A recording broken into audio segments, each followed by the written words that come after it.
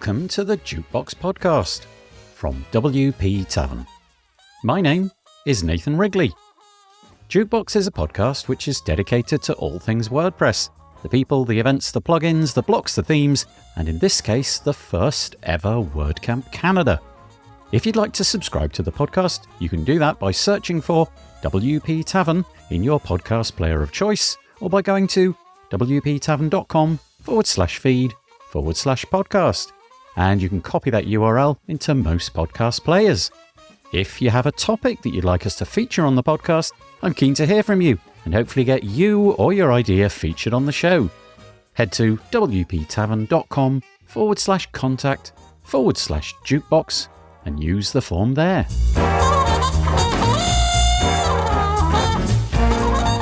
So on the podcast today, we have Shawn Hooper. Shawn is a key figure in the Canadian WordPress community. He's an advocate for national and local gatherings that bring WordPress enthusiasts together.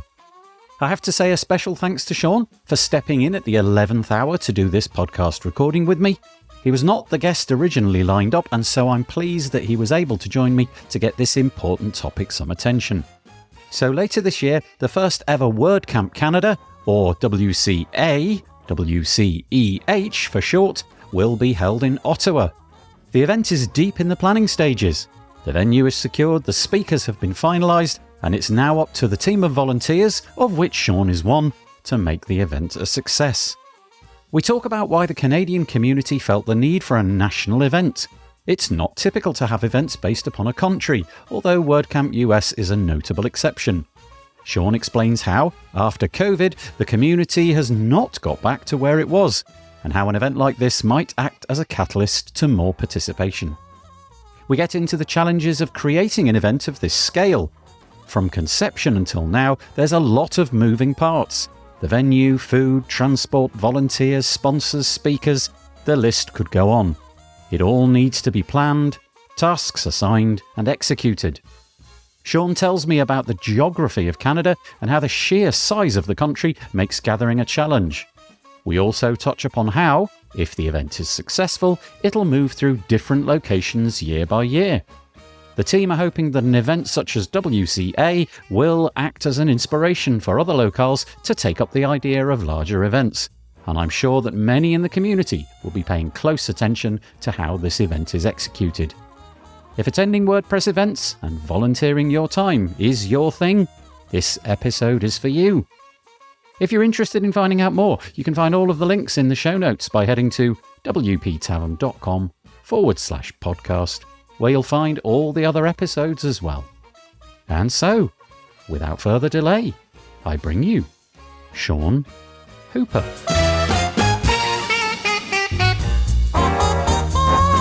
I am joined on the podcast today by Shawn Hooper. Hi there, Shawn. Hi, Nathan. Nice to be with you. Yeah, thank you for joining me today. I was due to do this podcast with somebody else, but that somebody else has pointed me in your direction. We won't go into the reasons why, but I really do appreciate you coming on at the 11th hour to talk to me about a subject, because I know it's fairly time sensitive.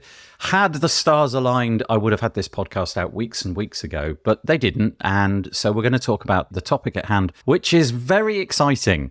Something new in the WordPress space, something called WordCamp Canada. It's obvious from what I've just said what it is, but I'm just going to throw out that that's what we're going to be talking about today. It'll be all about WordCamp Canada. Shawn, a little bit about you first, if that's okay. Can you just tell us who you are, how long you've been using WordPress, a short WordPressy bio, if you like? Sure. So I am a WordPress developer, I guess is my best description in this space. I spoke at WordCamps in Canada and the US from starting in 2014 until now. Definitely involved in the WordPress community, both as a contributor and to the code base and as a community contributor, and involved in some of our local meetups here as well. Okay, thank you for that. So a friend of WordPress. I'm guessing, the fact that you're on the podcast, I'm guessing that you live in Canada. If not, what the heck? Where are you based? I'm in Canada's capital. I'm in Ottawa, which happens to also be the first host city of WordCamp Canada. Okay, there we go. So we've got all the credentials that we need. So we are going to talk about WordCamp Canada and the fact that it's going to be starting this year. So it's the inaugural event. But first of all, I just want to address the state of WordPress events and the community in Canada. I know that over the last few years, especially post-COVID, the WordPress community has taken a bit of a hit. But do you just want to paint a picture of where we were in 2023 with the WordPress community in Canada? Were events still going on in person? Was there dwindling levels of contribution and turning out to events? Had it all gone online? Those kind of things. In 2023, we still saw a mix of hybrid and in-person meetups. And in terms of the WordCamps themselves, Vancouver had an in-person camp in the fall. I think it was in September last year. And Montreal had a virtual camp.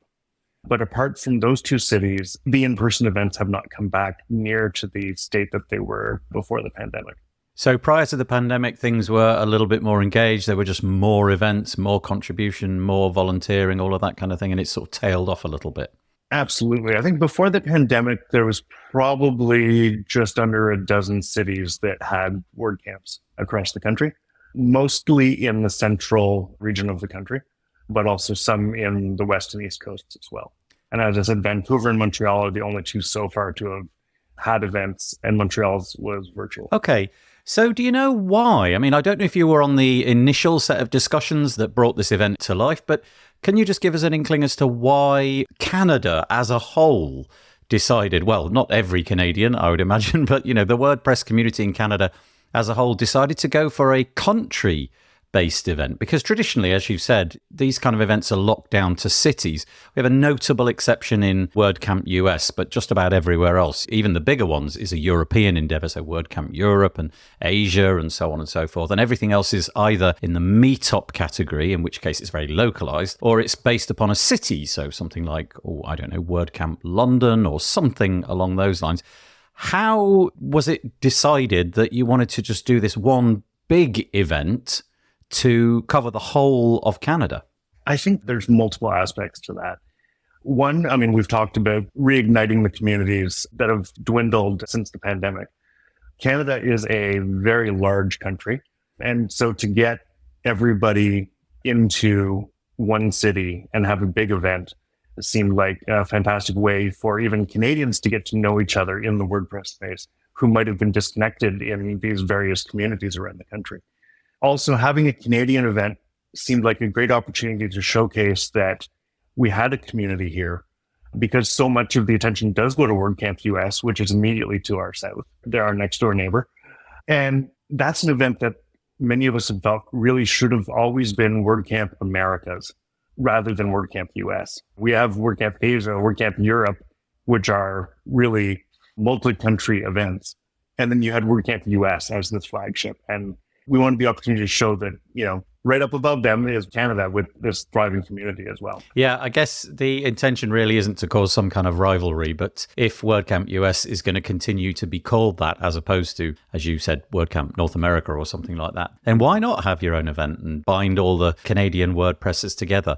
You talked about the size of the country, and I've been lucky enough to travel across parts of Canada. I think it's easy to really misunderstand how big Canada is if you haven't been, but it is prodigiously large. I don't know what the scale is in terms of numbers to the US, but it's obviously as wide, if not wider, because it extends out to the east a little bit more. How easy for Canadians in particular is it going to be to get around? Do you have a really comprehensive network of flights? Realistically, if you're on the wrong side, in air quotes, of Canada to the event, then getting there by car is really completely out of the question, because it's going to be a week in the car just trying to get there, as opposed to hopefully a few hours in the air, right?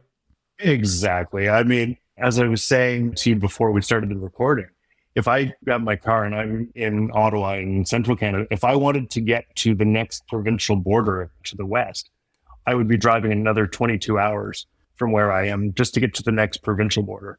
Yeah, it's a huge country. And so to get here for the camp, if you live in central Canada, you could drive, you could take the train, but anywhere outside of that, yeah, you're definitely relying on air travel. In terms of the people who've organized the event, I guess one of the things that you don't wish to do is to ostracize the people who've been carrying out these city events, although they may have dwindled in number. You mentioned that there's a few that are going on. I guess the intention with creating WordCamp Canada is not to create a sense of tension with those events, and maybe there are some of the same people organising those as others. But were those conversations that you had? So you mentioned Vancouver. I think it was Vancouver that you mentioned, having a conversation with them saying, we're going to do this event. The intention really isn't to eat your lunch or anything like that. I just wondered if any of that had happened so that you weren't annoying parts of the community that had been involved and revitalising it in their own area post-COVID anyway. Absolutely. We reached out to a lot of the organizers that we knew from other cities from their meetup groups and tried to get their organizers involved in WordCamp Canada as well. Vancouver in particular, their lead organizer, at least in the early days of planning WordCamp Canada, was on our organizing team. He had to step back for other reasons, but we do have that participation there. And I think where we sit now in 2024 with the local camp not having really come back online yet, is this was a great time to do the Canadian camp without stepping on the toes of the local camps because they're not there yet. So doing it now is great timing. Yeah, it's a bit of nice serendipity that maybe WordCamp Canada had been mooted by the community and just never happened because there were lots of events already. And now that there's a paucity of events, sort of deficit, if you like. Yeah, this does seem like a really good time. So I guess we should talk about the event in particular. So this is WordCamp Canada 2024. Just tell us where it is and what the dates are and so on, just so that we can get an idea of putting it in our calendars and thinking about where we've got to fly to and from and all of that. So yeah, it is the inaugural WordCamp Canada happening here in Ottawa at the Infinity Convention Centre from July 11th to the 13th. The 11th is a contributor day, and the 12th and 13th are the main camp. Do you have any intuition as to what the capacity is? In other words, how many attendee tickets have you got available? I'm guessing that they're still to go on sale, or if they're on sale, they probably haven't run out yet. So what's the attendance count? The capacity of the building is 1,000 people. And so I think we're hoping for the attendee count to be 800 or so, plus volunteers and organizers and everyone else. And yeah, which would be much larger than any of our local city camps had ever been. And so that capacity allows us to really shine on the national level rather than look like another local camp. I know that in North America, there is this sort of comedic rivalry between Canada and the US, and it's a bit of fun in most cases, I imagine. Let's imagine the same thing is here. I'm presuming that you're also hoping, because of the proximity, it's very likely that if you live in the United States, you are going to be closer to Ottawa than certain parts of Canada. So I'm guessing that I'm imagining it's really being pitched at the international community, but I'm imagining also that you're hoping that a fair bunch of citizens of the US are going to show up as well, right? There's definitely been interest from Americans in attending this event. And we have a very good relationship with a lot of our American WordPress counterparts. I know, for example, the community in Rochester has a very strong relationship with a few of the camps in central Canada because we're in driving distance still. We volunteer at each other's events and attend each other's events. There is definitely that American interest. And the other thing that we are hearing too is people from the international community looking at WordCamp Canada as an alternative to attending WordCamp US. In that, in terms of maybe it's easier for them to get into Canada than it is to get into the US, in terms of getting a visa or other travel restrictions, that Canada looks like an appealing alternative to attend an event in North America. Yeah, interesting. Well, we'll have to see, I guess, how ticket sales and what have you going. We'll get all into that a little bit later. But I notice it's in the month of July. You're in the Northern Hemisphere, so July is slap bang in the middle of the warm part of the year. And I know this is really nothing to do with WordPress itself, but I am curious as to whether, literally it's a question about weather, but that one had an H in it, whether or not you are going to, in the future, move that around a little bit, because there is something highly engaging about going somewhere where there's snow if you're from a part of the world where there is no snow. But I'm guessing the first one, you've done it right in the middle of summer because that's the easiest time to get around and it's basically not freezing cold like Canada would be in different months. So really a question, do you intend in the future to always hold it in the summer, or would you flip it around to benefit from the cold weather that you get, which probably doesn't sound like a benefit? And it's funny, I haven't thought of winter as being a benefit to hosting an event like this. The Canadian WordCamps historically have been, I'd say, between May and October, maybe. And that's where you get the nicer weather. The snow's not on the ground. And if you want to include any tourism aspect to going to a WordCamp, you like to explore whatever city a camp is in, it's much nicer to be a pedestrian and walk around Ottawa when it's nicer out in the summer and there's more tourist things to do and the city's more alive than it might be in the winter. So I think really it would depend on who the next host city is and whether there's a big attraction to having something going on there in the winter. Yeah, I think, again, most people who are listening to this who are not Canadians, maybe if you're living in the northern part of the United States or something like that, or Sweden or somewhere, it's difficult to describe just how cold Canada can get at various points of the year. But there's always skiing. There is. I think even in planning a winter event, there's considerations of for the community that's traveling internationally is, do they have appropriate clothing for the winter? Something as simple as that you have to consider. So how easy was it to pitch the idea to WordCamp Central? So if you're listening to this, the whole WordCamp process is governed and maintained and administered by WordCamp Central. And because country events are not at all common, I wondered how straightforward it was to describe to them the vision of a Canadian event and for them to accept that. So, yeah, just talk us through that process, how easy it was, how difficult it was. So we have been quietly pitching this idea for several years now, talking to friends around the community. And this year at WordCamp US, Shawn, who's on our organizing committee, and myself approached Kevin Cristiano from Central and had a chat about this idea. And Kevin has been a wonderful supporter of this idea. And so he was crucial in getting this idea moved forward through Central. But this time around, I think, given the timing and trying to get WordCamps back and running in the country, it actually came together quite easily in terms of getting the approval for the idea in concept. The hardest part of organizing this, I think, to date was finding an appropriate venue for a national-sized camp without being a flagship WordCamp. There are only 3 flagships, that's US, EU, and Asia. So in terms of Central's terminology, we are a regional camp. And so we don't have the budget of a flagship. And so it was finding a venue that fit into that kind of category. Oh, I see. So the flagship events that you described, Asia, US, and EU, there's different financial constraints about what they can do. So they have a bigger pot to pull from.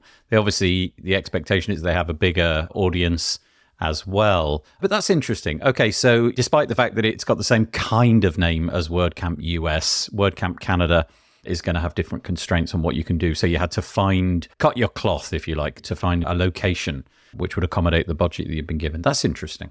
The budget we were given, and also what we hope we're going to attract in terms of an audience. We looked at, your typical WordCamps are held in university or college campuses.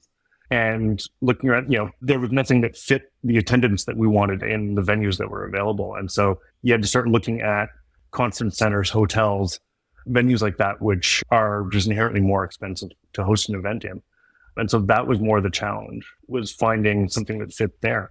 The idea of having national camp and trying this out for the first time, Central was absolutely behind from the beginning. So the Infinity Convention Centre in Ottawa, I'm guessing that came in on budget. You've got 1,000 people maximum as opposed to several thousand for the other flagship events. One thing that we haven't mentioned so far, and you'll have to explain this, WordCamp Asia is abbreviated to WC Asia. WordCamp Europe is abbreviated to WCEU, where EU maps directly to European Union. WordCamp US is WCUS. It all makes sense so far, following a very logical pattern, except, wait for it, WordCamp Canada, which I was expecting to be WCCA or something like that, is WCEH. And I was in a puzzled way looking at this thinking, I literally can't work this out. And I'm sure that if you're not Canadian, or at least don't know any Canadians, this won't make sense either. But you're going to have to explain. Canadians have a stereotyped habit of ending a lot of our sentences with a. which is spelled EH. Nice day out, eh? That kind of use. And so following one of the southern camps, I think it's... Oh, WordCamp Y'all, is it? Yeah, it's WordCamp Y'all is where we got the idea. I can't remember which camp uses that. Birmingham. Yeah, it's Birmingham. Thank you. We thought that was brilliant. And so we took that and used our own kind of expression in our acronym as well. So WCA became a thing. I think WCCA would have been an alternative, but that also causes a bit of confusion when you're in North America around California, which uses CA as their state acronym. I think that's brilliant. I love a bit of humor, and I thought that was really good. It certainly had me puzzled for a while because I was just assuming it was a 2-letter acronym for something. I assumed it was the location of the city or something like that. Is this going to be a peripatetic event? Is it going to remain in Ottawa for good, each year, 2025, 2026, or what have you? Or is the intention to move it around to the different locations over the years? We definitely wanted to move around the country. Canada is so different from coast to coast that I think there's an excellent opportunity with this event to showcase Canada. And to keep it in one city all the time would really just not achieve that goal. And I think there's great opportunities for other cities across the country to showcase their city as well, hosting the WordPress community. One of the fun things about attending some of the flagship events is that right at the very end, they have this, it's almost like that Steve Jobs moment when he always used to say at Apple events, oh, and there's one more thing. Right at the end, they always tell you where the next event is going to be. I just wondered if you've already, now don't obviously reveal anything. If you know something, certainly don't reveal it. But is that something that you have to be mindful of? Have you already started the process of 2025, or given the nature of the first time that you're running this, is this more a case of, look, let's just get this one in the bag and then we can work it out from there? Because often you've got to secure the venue and all of those kind of things, like a whole 12 months plus out, just because they disappear, don't they? These are popular events and so on. They are. And so we have not selected a city for the next camp yet. I think the real test is let's see how this one goes first, because it is the first one. We believe it's going to be a very successful event. There's a lot of positive reactions we've had to announcing this event. But we definitely need to make sure this one happens and happens well first before we get announced the second one. I think that's very sensible. It would be apropos to just get this one under the belt and make sure it's a complete success. Let's talk about its success. Let's talk about the bits and pieces that are going to make up the event. There's all sorts of talk at the moment about, we haven't really settled on a particular term, but next-gen events is the phrase which I kept hearing. The idea being, in order to try to get the community to come back post-pandemic, let's just change things a little bit, not wholesale dropping everything that everybody loved, but let's introduce some new things. So that might be, inviting people from outside of the WordPress community to come, having a particular focus at that event. Could be, for example, SEO or AI or something like that, just as examples. Any number of things. And I did wonder if you were going to run a traditional event. You mentioned a contributor day and then, the speaker day with the tracks and all that. I just wondered if there was anything different, unique that you've been planning. So we definitely have a bit of a community focus on this event. We do want to highlight a few things, such as working with underrepresented communities. We are looking in Canada, Indigenous stories are very important. So we're looking to have something included about the Indigenous perspective in Canada at this event, as well as in terms of trying something new. We're also attaching onto the camp the opportunity for companies to host their own meetups before or after the camp and help facilitate essentially team get-togethers around the camp as well. With the thinking being that with travel in Canada, again, it's a large country, travel's expensive. If everyone's going to be in town anyway for a camp, companies might as well have their team get-togethers while they're here. That is interesting. I've definitely not heard that before. Okay, so there's some new focus, especially the ones that piqued my interest there with the corporate meetups, as you've just described, but also the potential Indigenous focus. That's going to be really interesting. And the other focus I should mention as well is on multilingual topics. We are a country with 2 official languages, and making websites in English and French is just something we do here. And it's often a topic that is missed in a lot of the WordCamps in the US. And so we kind of want to highlight that at ours as well. Are you going to be transcribing the bits and pieces? And if you are, what I mean by that is, let's say there's a video screen and it's showing everything that's happening and maybe broadcasting it out live. Maybe not. I'm not sure if you're going to be doing that. But do you have a legal requirement to offer the transcription service in both of the official languages, English and French? Because my understanding is in more or less every aspect of public life, if you publish something in English, like I guess a road sign or something like that, you also have to include the equivalent in French. So yeah, that was a curious question about transcription and obviously the marketing of it and the media that you're putting out and blog posts and all of that. So we're not legally required to. We're not a government entity that's putting on this event. However, we will be publishing. Our website is currently being translated. So the website will be available in both languages. We are accepting talks in both languages. We're making sure that some of our volunteers can speak both languages. So that generally we are offering support for both official languages. And we'll see how that balance works out when we start looking at the speaker submissions. But we definitely want to include French Canadians in this event. And talking about many different communities in Canada, that's an extremely important one. We're recording this in the middle of March 2024, and in the conversation that we had prior to pressing the record button, it sounds like when this podcast is published, at the very earliest, the speaker process will have closed. So that, at least, we hope is all tied up. But you are, as is probably the case for most WordPress events, you've got a couple of other areas where people can be engaged, and that would be sponsorship and obviously volunteers. I don't know if there are some terminal dates on when those things close, but are you in the market for sponsorship, or have you tied all those slots up? And again, just volunteers helping out at the event, organizing the event, showing up and being present at the event. Just tell us a little bit about that. So yeah, our call for sponsors and our call for volunteers will still be open. And I think they will remain open probably until the event. If people want to offer their support in either of those ways, we're not going to say no.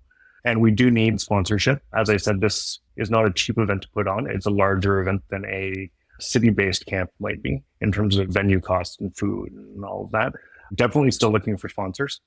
And of course, you can't have an event like this without volunteers. And for 3 days, including the contributor day, there's a lot of different volunteer positions available. I'm hoping to see a lot of Canadians come out and offer to help volunteer at this event. And so, yeah, both of those are open. The calls are on our website at canada.wordcamp.org, and you can sign up online. I will put a link in the show notes to the various different pages for signing up to be a volunteer or signing up to be a sponsor. As I said, the speaker section is all but tied up as we're speaking, but by the date this could be published at its earliest opportunity, that moment will have passed. I should say that Matt Graham and I had organised to have this podcast. We alluded to that at the beginning, and the intention was very much to enable more speakers to apply, but sadly, the way that the universe aligned, that didn't happen. But we are where we are. So speakers is done, but volunteers and sponsors are still very much welcome. Can you tell us a little bit about the nature of how many speakers you're going to have? Is it spread across a number of tracks, or is it all focused on one track? Do you have workshops? And I know that you haven't finalized it, but do you have any intuitions as to how that might look? Yeah, we're still a couple of days away from the closing of the speaker submissions at the time we're recording this. And I know we have had a couple of workshop submissions come in. We'll have to look at those and see whether that's something that we want to accept. It's definitely something we're interested in. Workshops can be quite interesting. And if we do those, they would likely be the same day as the contributor day. And then it is a multi-track event. So there will be 2 tracks running the entire time for the 2 days of the camp. And then the contributor day on the Thursday, of course, a chance to give back to the WordPress project. And I know one of our focuses for that, we want to focus on contributing back to the Polyglots team on adding more language support in WordPress. There's very good support there for Canadian French right now, but we would love to see some of the Indigenous languages added to WordPress. And if we could start that process at Contributor Day, that would be, I would call that a win. Yeah, nice. I don't know if you'll know the answer to this, but it suddenly occurred to me that in order to get into the US for different events in the past, there's been real challenges for people from a variety of different parts of the world gaining admission to the country. So there's this whole complicated visa process, and there were various people who talked about this at WordCamp Asia. And I don't know if you know anything about that. How difficult is it to get to Canada? Let's say there's somebody listening to this and they're in a country where they know that the US has been difficult in the past and they would love to bring their team to Canada to support this event. Do you know anything about that? Because certainly I know that WordCamp US and WordCamp Asia and Europe, I would imagine, they do offer a little bit of support with that. I don't quite know what form that takes, but I'll just throw that out there. You may not have an answer. In terms of how hard it's going to be, this is our first event. I think that's still a bit of a question, but we are seeing a lot of interest in this event from South Asia, from Africa. We've had a lot of outreach from outside of the Americas, from people interested in attending this event. And with ticket sales now online, they did go on sale this week. If someone is attending, we'll offer them a visa letter to say that they're attending this event, and they can start the process of applying with the Canadian government. And I imagine we'll hear shortly thereafter how easy they're finding this process, whether they're being allowed into the country or not. I think the visa letter was the process that I was talking about. I think that was the level of support that I was imagining had happened. So we'll be doing the same thing, and we'll see what the Canadian government says. But I imagine there will be a difference between the experience that some potential attendees had entering the US and Canada, depending where they're coming from. I know at least if you're in one of the Commonwealth countries, travel between those countries is much easier, and we'll see how it is with other countries. Just a bit of a hat tip moment, really. I just wonder if you want to rattle off as many of the names of the people who've been on the team organising this event. Now, obviously, there's the caveat that you may miss any out. We'll apologise. Definitely have to include Shanta Nathwani and Matt Graham, who are the two other co-leads of this event, Shanta being our lead organizer. Big thank you to Paul Byrne, Rick Radko, Kira Howe, Jamie Ostler, Ernest Muga, Alicia Leno, Aaron Lim, and Gina Byrne. Those are probably the most active of our organizing team. And we are also still recruiting people who want to help out on the organizing team before the event. I expect that list to grow. Yeah, very nice to give these people a shout out for the hard work that they've done already. I think it's all too common for people's names not to kind of get any spotlight, but a lot of work done in the background, gratis, with no expectation of anything in return. But thank you for giving them a bit of a shout out there. As Shawn said, the volunteers are most welcome to apply. The sponsors are most welcome to apply. The event is going to be taking place between July the 11th and the 13th this year, 2024. Is taking place at the Infinity Convention Centre in Ottawa in the fine country of Canada. I do wish you incredible luck. I think it'll be really interesting to see how this country-based event goes, because I have an intuition that something similar could take place in the country where I live, because everything has more or less shut down. So the idea of opening up a kind of UK-based event, which over the years would dot itself around into different parts of the UK, it feels like we could copy that model very successfully. So all eyes on Canada. Let's see how that goes. But Shawn Hooper, thank you so much for chatting to me about WordCamp Canada. Really appreciate it. Thank you, Aaron. It was a pleasure being here.